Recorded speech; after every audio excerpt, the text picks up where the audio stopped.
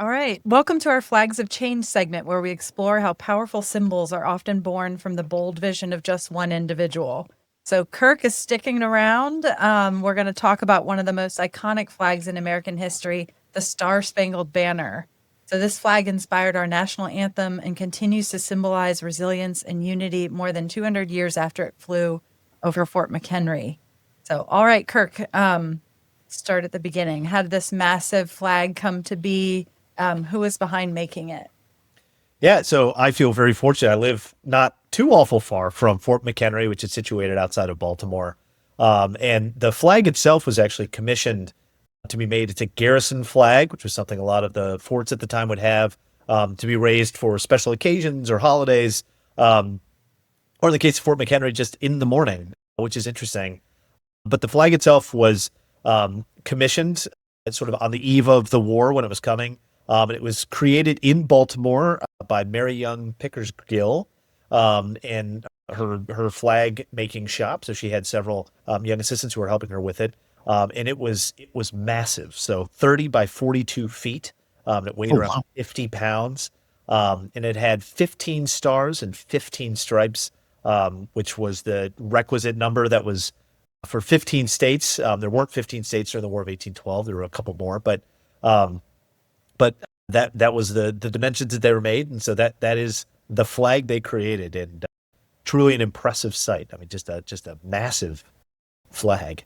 Yeah,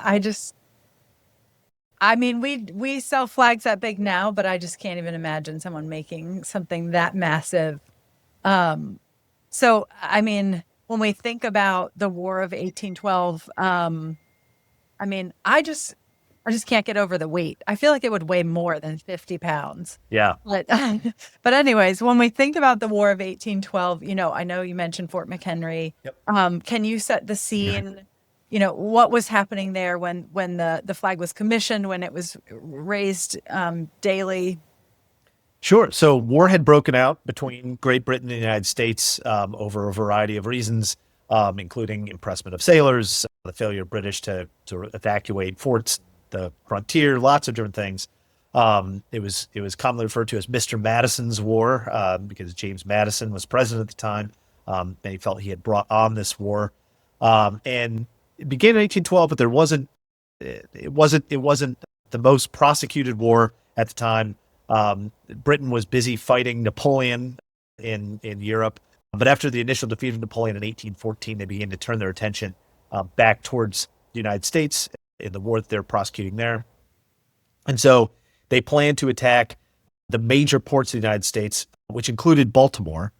And so then in August of 1814, they made their move first by landing and attacking the capital of the United States, Washington, D.C., which they occupied and burned on August 24th, which forced famously the government to have to evacuate, which included James Madison and his wife, Dolly Madison, who famously saved a portrait of George Washington from being burned in the White House. So after they burn Washington, D.C., they continue on north towards Baltimore. And so it was in September 13th that the British fleet anchored off the coast, off of Fort McHenry, and began to shell the fort, which is part of the perimeter defenses of Baltimore. And that sort of September 13th is the day that sort of the scene begins, I guess, is the day of the bombardment and when things played out. Now, so how accurate is the national anthem? And he wrote this song, Francis Yeah. Scott Key. I mean, I don't know all the words, and I'm certainly not going to sing it for you, but it kind of paints a picture. How accurate is that? Is that what he saw, and that's It is. why he was inspired? Yeah, it is. So Francis Scott Key was out in Baltimore Harbor, and he watched the bombardment from the British side. He was there trying to negotiate the exchange of a prisoner, someone he had, who he knew who had been taken prisoner by the British, and he was in the process of trying to get his freedom. And so he watched the entire bombardment, and so he had this experience of throughout the night of the 13th, this just heavy, constant bombardment, both of cannons, cannonballs, and then something called Congreve rockets, which was something that the British were employing. And it was just relentless. And throughout that, the fort had an American flag over it, but it was a small, what they call a storm flag. So one that, you would expect storm flag sounds like it is, smaller, getting beat up by winds all the time. That, stays throughout the night. It's obviously dark. You have this just tremendous illumination. And then in the morning, dawn breaks. They lower that storm flag, and up comes that giant 50-pound, 30 by 42-foot banner, the Star-Spangled Banner. And so he sees this, and I think it's just truly inspired. And so begins writing down the poem just on back of a letter he had in his pocket.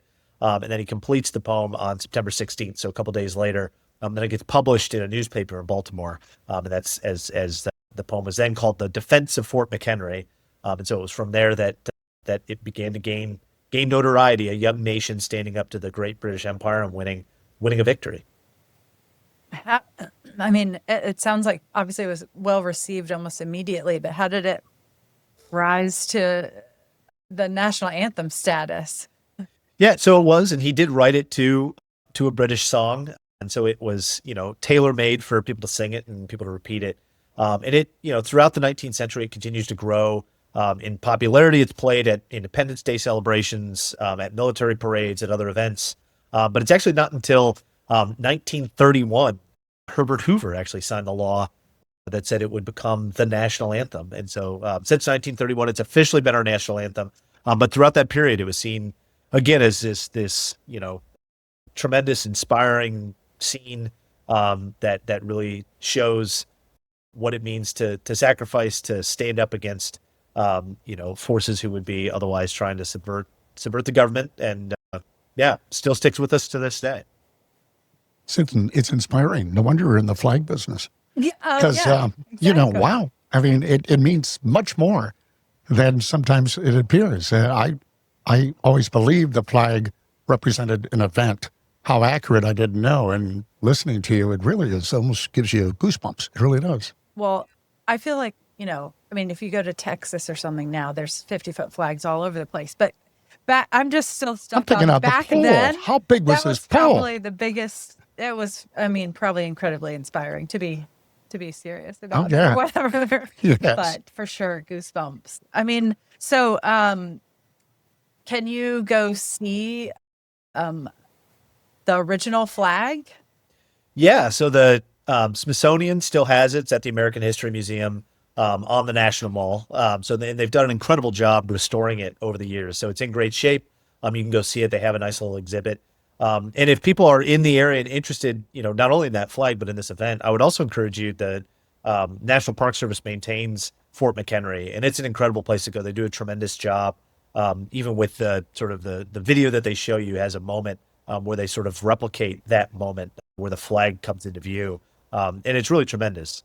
So I would recommend doing both, but if you're going to do one, go see the flag right there on the National Mall. And they have a nice exhibit there. Well, I'd be flying that on the 250th anniversary. Right? Absolutely. Yeah. It's incredible. I think what's very fun about you're talking about the meaning of flags and how important they are. They were so important at the time as well, just because they do hold so much meaning, that the flag now is actually smaller than it originally was and is missing a star because people would take parts of the fabric as mementos, right? Just to be a part of this moment and to see what it was. And I think that just shows people look to these symbols as more than just symbols. I mean, they really do have meaning, and they connect us to the past in a way that's really important. For us to continue as a country, we have to have things in common. We have to have a story in common. And that flag and this story, I think, are an incredible example of that. And again, just thinking about individuals who are taking bits and pieces of that flag, just to be able to take home and hold close to them, I think is an incredible thing. Absolutely. Wow. Well, we will now be having Kirk on every episode. Thank you so much, Kirk. This is really, really interesting. Yeah, it was awesome, Appreciate man. you joining us. Thank you. Thank you. No, I really enjoyed it. Thank you so much.